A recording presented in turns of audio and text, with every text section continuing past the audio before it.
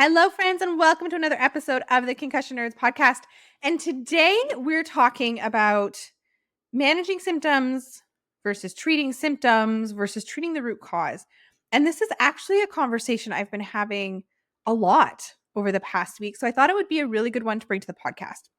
Before I dive further into that, though, I need to share, if you haven't already heard, we are launching a brand new workshop called Rethink Rehab for clinicians. So physical therapists, chiropractors, acupuncturists, athletic therapists.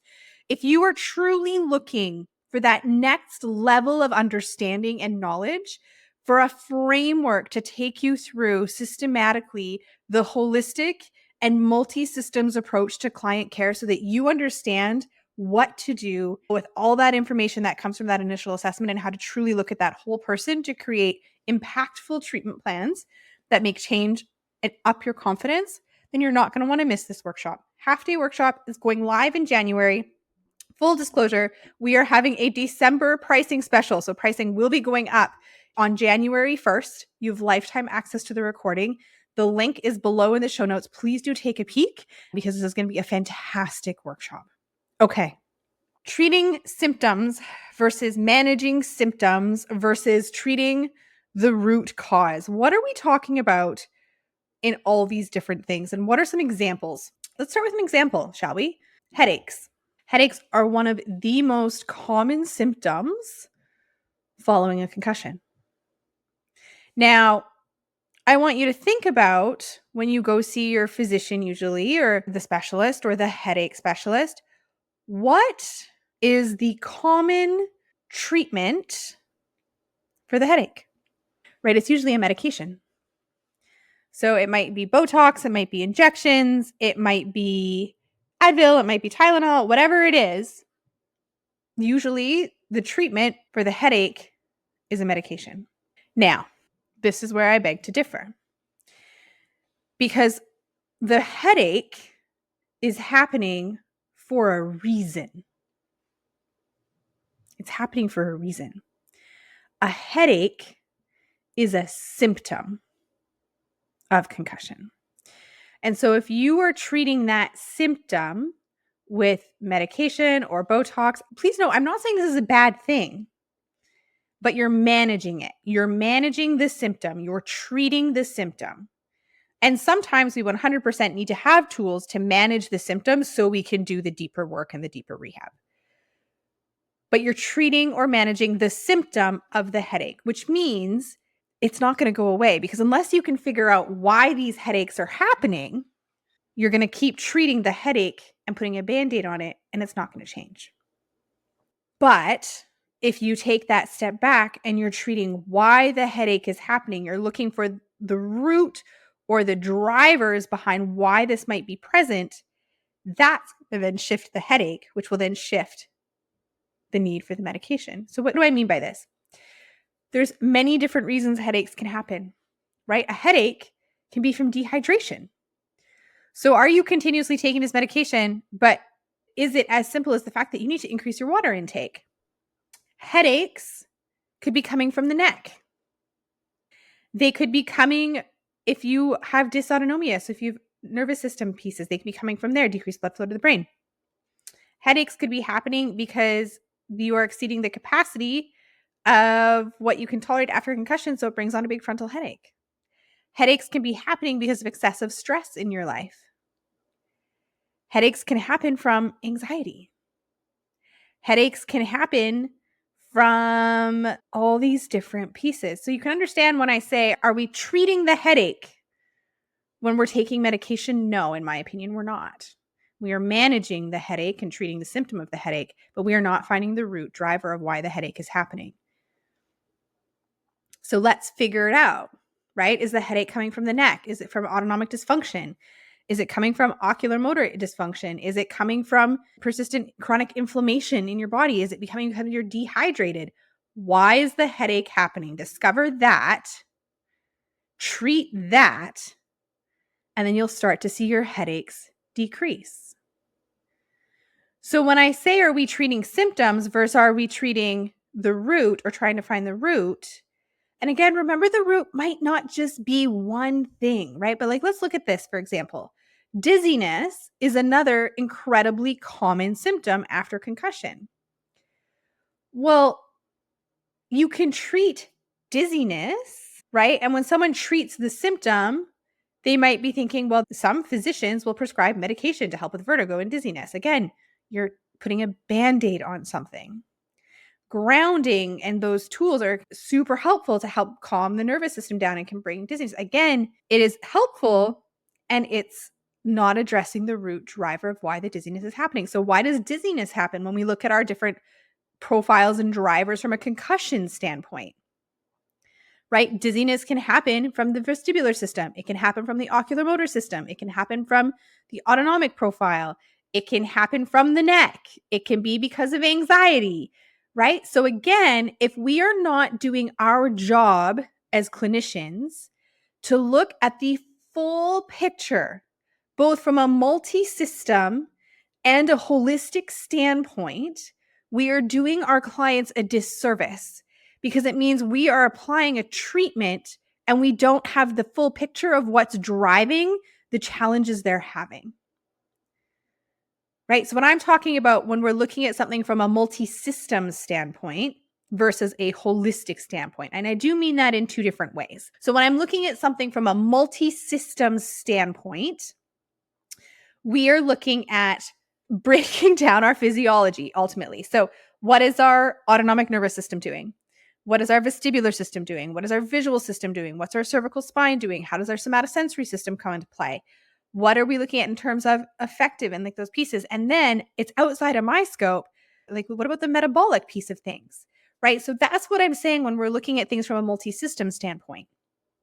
When I say we're looking at things from a holistic standpoint, well, now we need to look at the full person. So is there anxiety happening? Is there depression happening? What else is happening in terms of their life and stressors? What support systems are or are not present?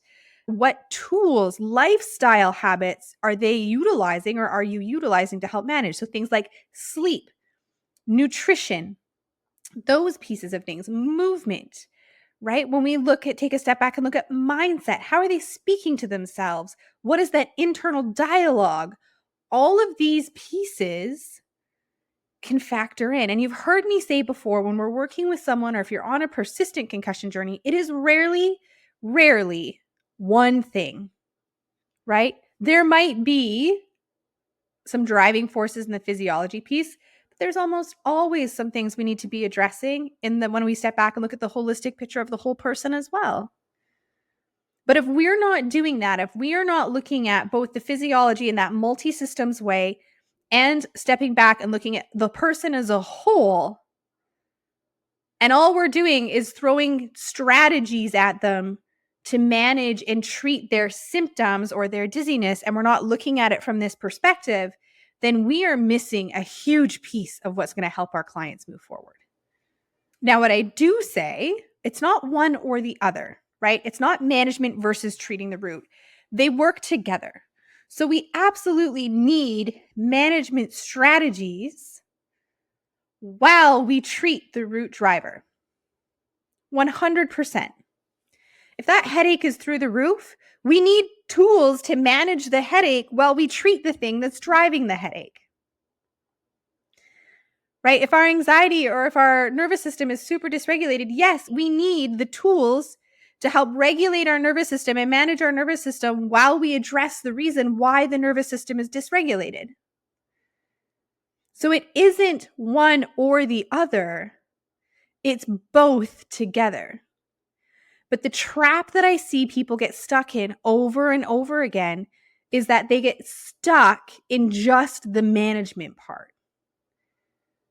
They get stuck in just the treating the symptom part, and we miss the other piece to treating the root of why we're having symptoms to begin with. This is a big piece of what we're going to be going into in the Rethink Rehab workshop, right? We're going to be going into how do we actually figure out what that root is and how do we prioritize the systems and the holistic piece in building a treatment plan, because the other thing that's super important is it matters when we do this work. If we know a root piece of what's happening is because there's a significant vestibular dysfunction, But the client or the patient or yourself, if this is you listening to this, doesn't have the capacity to bring rehab into their life, which means you already feel like you're running around like with your head cut off. You feel like you have no supports. You have no extra time. You're struggling to manage already. And now you want to add something else. That might not be the right time. Right? This is different for everybody, but it might actually be we actually need to start with some strategies to create some space in your life so that you can then do the rehab. The way we do things and the order we do them matters. It matters. I had a discussion with someone the other day of, someone is trying to work through and process some significant trauma in their life and rehab their brain injury. Which order do you do this in? That's a really great question because they can impact each other, obviously. If you have significant trauma, that can be a driver to so many different things that are happening in your nervous system. And so it might be that the focus needs to be on the tools to process that trauma first to a point. So you have some grounding and some tools and a window to then layer in the rehab. It might be that you are able to do simultaneously because the rehab you're doing is helping your nervous system integrate information and process information better, which then might actually help the trauma reprocessing depending on the type of trauma reprocessing therapy you're doing. And they might actually hybrid and marry together really well. But you need to be conscious and aware of how they're scheduled in your week. Right? It comes back to there is no cookie cutter approach to each individual person's concussion care. But there is a general framework and order that we need to consider things when we're guiding someone through a treatment plan. And when you run into those therapists, or if you're a therapist that often finds yourself looking at your client and being like, I think this is as good as you're going to get. Please button your mouth and never say those words again. I've done multiple podcast episodes on that. I'm not going to go into it here, but please don't say that. But often it's that the therapist you're working with has reached their ceiling and they don't understand how to then take the information that you've presented them and how you're presenting to filter it in the way we've talked about, looking again at that multi-system piece and the holistic piece. You need to do both. There is a reason our clients are having symptoms. There is a reason our clients are experiencing the experience they are living in their own bodies. There's a reason. We might not like the reason. The client might not like the reason. You never know what that reason might be. But our job as clinicians is to be able to step back and be like, hey, this is not how you want to feel. There's a reason behind why you're feeling this. Let us do that full, comprehensive, multi-systems and holistic assessment to look at you and your life as a whole. This is why we use objective outcome measures so that we can see what's functioning well and what's not functioning well. And we do not just use symptom scales. Right? When you look at some of the medical practices that are still out there, athletes are getting cleared to play on symptom scales, which is absolutely ridiculous and should never, I'm going to say it really bluntly, should never be, ever be, how an athlete is cleared to play. It should never be based off symptoms, ever. Anyone can tell me that they feel okay. Right? We look at things both, yes, we listen to our client's experience and we listen to what they've been going through and we listen to the challenges and the symptoms they're having, and we do assessment that gives us objective data to then help us understand why this is happening. And we can put on our detective hats together to move through it. So again, I just wanted to bring this conversation. I'm going to keep it super short and sweet today, but I wanted to bring this conversation to the podcast because it is one that I've been having a lot in the last week. Management/treatment of symptoms versus treating the root cause.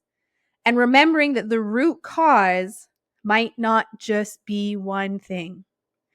But when we're looking at the root cause, we very much need to utilize the framework of the multi-system and holistic approach to care, which is, again, what we're doing in Concussion Nerds and what I'm teaching you as a clinician in this Rethink Rehab workshop that's coming up in January.